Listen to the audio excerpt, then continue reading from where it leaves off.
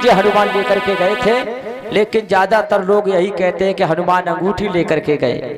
3 निशानियां लेकर के गए, पत्रिका यानी चिट्ठी, चूड़ामणि चूड़ी, और इससे भी पहचान ना हो तो अंगूठी, और इसके बाद में चौथी निशानी राम ने वो बताई थी। वो निशानी या तो राम को मालूम थी या सीता को, और तीसरे हनुमान जी को बताई थी। तो सीता जी ने इन तीनों निशानियों से हनुमान की परीक्षा लेने के लिए कहा था। अभी ये गीत आ गया है तो थोड़ा यहाँ पर चर्चा हो जाए। चूड़ामणि, पत्रिका और अंगूठी, इस पर भी सीता जी संतुष्ट नहीं हुई थी, क्योंकि लंका में मायावी राक्षस रहते थे, तरह तरह की लीलाएं रचते रहते थे। सीता जी को भरोसा नहीं हुआ कि मेरी ये अंगूठी वही मेरे पिया राम ने भेजी है, ये यहाँ आ कैसे गई? अंगूठी आ गई तो राम क्यों नहीं आए, राम क्यों नहीं आ पाए? इस पर भी विश्वास नहीं हुआ था सीता जी को।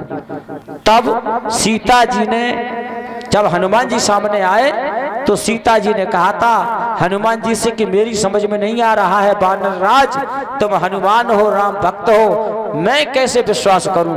ये चूड़ामणि अंगूठी, यहाँ के तरह तरह के राक्षस तरह तरह के रूप बना सकते हैं, तो यहाँ पर अंगूठी भी बना सकते हैं। तब हनुमान जी ने कहा था कि माँ, प्रभु श्री राम ने हमसे कहा था अगर इस पर भी सीता जी को विश्वास ना हो, मैंने ही कहा था।